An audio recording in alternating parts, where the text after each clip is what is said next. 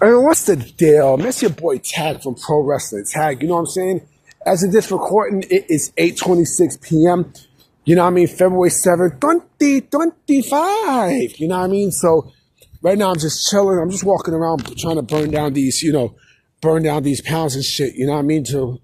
I know SmackDown is on. I'm definitely going to watch it for sure. I'm going to watch it for sure. I didn't know what I was going to talk about tonight.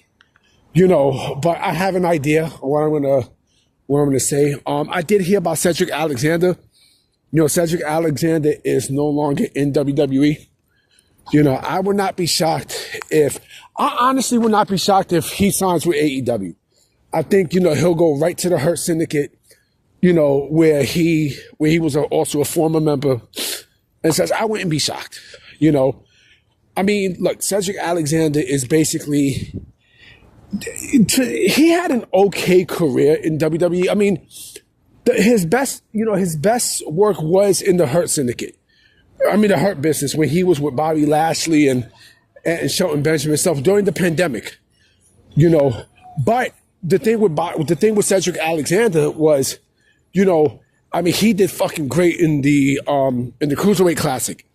And then that was like almost 10, 11 years ago, I think. That's, I think, in 2015, 2016. I think I got to go back and look. But remember, he also wrestled in Ring of Honor. That match that he had with Kota Ibushi, I think that was also his greatest, career moment, period. In the CWC. But damn, time flies, So I wish him nothing but the best. I do think that he might sign with AEW. TNA, I don't think he's going to go to TNA. I think with the relationship that WWE has with TNA, I don't think there's a need to bring in Cedric Alexander there. I don't think so, but we'll see. So like I said, I didn't know what I wanted to talk about tonight, but, now I have an idea, so I'll just go right into my wrestlers who were way ahead of their time series, right? And this guy, that I'm about to name, to me, I am shocked that not only he didn't get a proper run, not even a proper run, but I'm shocked that they didn't really push him all the way to the masses as they should have. But I'm surprised he definitely was not a WWE champion. But I know if he lasted longer in there, I definitely think he would have been a WWE champion. There was no way you couldn't put the WWE championship on this guy. And he's a trendsetter. Ken Shamrock. Ken Shamrock is a guy who, he needs no formal introduction. The guy was a big trendsetter. Because this is the first guy that I remember publicly, to go from the UFC, to become a big star from the UFC, into the World Wrestling Federation. I remember buying those, renting those UFC 1, 2, and 3 tapes.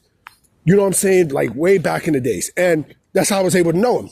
When I first saw UFC, I was hooked to it because I'd never seen no shit like that before. And I remember people like him, Royce Gracie, who else? Who else was there? Chemo, I think that's his name. There were a bunch of others. I think Pat Smith was. It clearly was others. Of course, Don Fry. And yes, Dan Severn. But it was honestly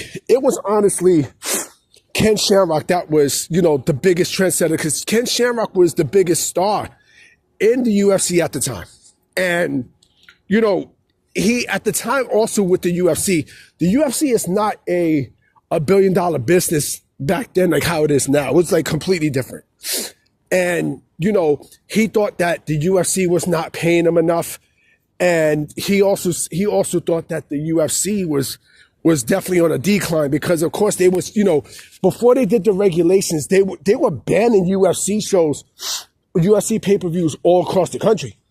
You know what I mean? Like they was just, because, it was beyond violent. It's still violent now, but it's not as violent, as it was in the 90s. Oh, forget about it. You have motherfuckers dying and shit. And, the cable company said, fuck this shit. We don't want to deal with it. But that shit was not going to go out of business. I think it made sense to regulate the shows and such. It made sense. I mean, it definitely made a lot of sense. And of course, you see it being the phenomenon. And he was like the face of it. I mean, he clearly was the face. And then other people started coming in.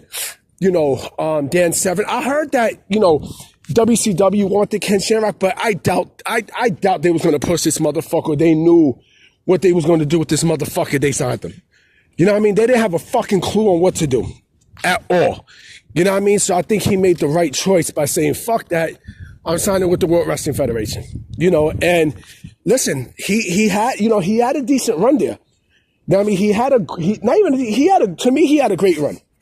He had a great fucking run. The only thing he lacked was personality. You know what I mean? But, on top of that, he could wrestle. They say he was stiff. That's why his pushes were kind of, dumbed down and stuff. But I don't give a fuck. I mean, his aura itself, was enough to give him that push. You know what I mean? He was Intercontinental Champion. He was tag team champions with the Big Boss Man. He also was King of the Ring.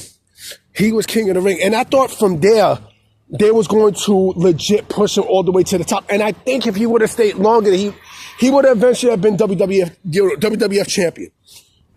But, it was not meant to be. And, his last feud was against Chris Jericho back in 99. And that's when he was let go. And that's why I was kind of like disappointed. I was like, damn, fuck, like, he would have been fucking great. He definitely would have been a world champion for sure. There's no way that you can't tell me that man with all the star power that he had, and he was still a big name, wouldn't have been WWF champion. There was no fucking way. No whatsoever. I think he would have been. Oh, nah, I don't have anything. I'm sorry. He would have, there was no way he wouldn't have been WWF champion. He wound up going to TNA. He wound up becoming the NWA champion and such. But, he was a trendsetter because, and also he was not the same when he was in TNA. No, he was sort of the same. He had name value. He clearly had some name value for sure. I mean, he was NWA champion and such, but, like he wound up going back to the UFC.